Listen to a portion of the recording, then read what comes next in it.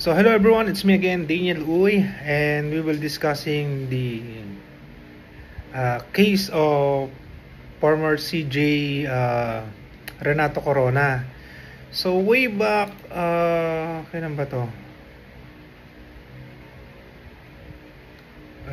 Nakalagay kasi ito sa Inquirer, 5:55 p.m. May 29, 2012. No, 20 senators including Senate President Juan Ponce Enrile on Tuesday found Chief Justice Renato Corona guilty of Article 2 of the impeachment complaint filed against him pertaining to his failure to disclose to the public his statement of assets, liabilities, and net worth.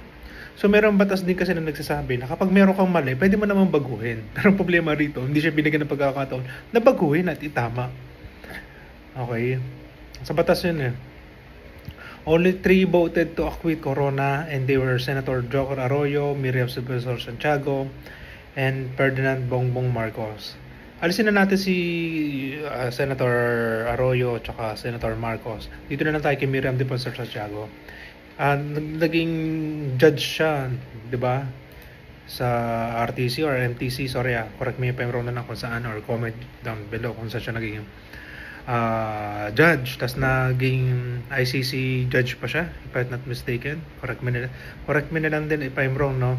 So dito, basahin lang natin, November 4, 2022, and today is January 30, 2025. Manila, the family of late Justice Renato Corona on Friday thanked supporters and lauded his vindication in a forfeiture case that was dismissed by the Sandigan Bayan Anti-Graft Court. No? Baba na lang tayo. So sobrang saya ng pamilya to kasi napatunayan na wala naman talagang ginawang mali. Ang mali lang talaga dito siguro, hindi siya binigyan ng pagkakataon na i-correct. 'Di ba? Saan na yun? The Ombudsman claimed that Corona amassed 137.93 million in assets by 2010 but declared only portion of the same in his statement of assets, liabilities, and from 2002 to 2011, Corona reported total income of 30 million from being associate SC, a member of Judicial and Bar Council, a member of House of Representatives, Electoral Council, and his 15th stint of Chief of Staff.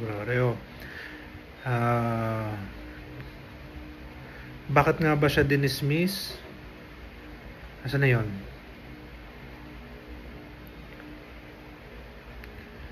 Sorry mablanko. Pero ang ganda kasi dito eh. Sorry medyo naano lang tayo. Pero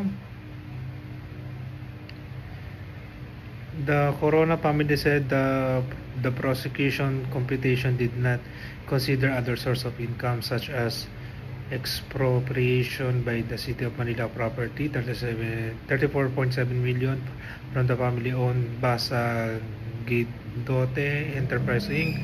and Comig held personal funds from Corona children. Corona maintained that the funds were put in market placement, which were repeatedly rolled over several long investment and dollar term deposit. Yun naman pala, diba? Na nag-mature over the years. So, anong point ko dito, no? Sa paggawa ng vlog na to. Matagal lang case na to. And college pa ako nung nangyayari yung banggaan na yan. Okay? Second year college ako. Nung May 2020. Third year na ako niyan. Third year na ako. Diyan naman kasi hindi naman kami ganun ka-interesado kasi focus kami sa college life namin and wala akong interest sa law at that time. Okay? So ganito, yung 20 senators ang pag-usapan natin. May mababanggit ako rito na tatakbo and husgahan nyo na lang sila kung dapat ba silang iboto. Kasi mali yung judgment nila eh. Diba? Isang buong pamilya yung nasira nila dahil dito. Yung dalawang magkapatid na Cayetano, si Drilon, Jingo Estrada, Jesus Escudero, gagaling nila magsalita, no? Public office ay public trust, pero hindi naman inaaral yung presentation of evidence at hindi tinanggap. Chipisto Gancona, Gregorio Nasan, Pampilo Lacson, Sen Lapid, Legarda, Sergio Sumenya, Kiko Pangilinan, Coco Pimentel, Ralph Recto, Bong Revilla, Tito Soto, Trillanes, Manny Villar. So kung may mga tatakbo dyan sa Senado ulit, kayo, choice nyo. Diba? Yung isang ano nga dyan naging top 1 na tawag dito sa senator last election, no? Pero walang alam sa batas, palabasa kasi ex-convict.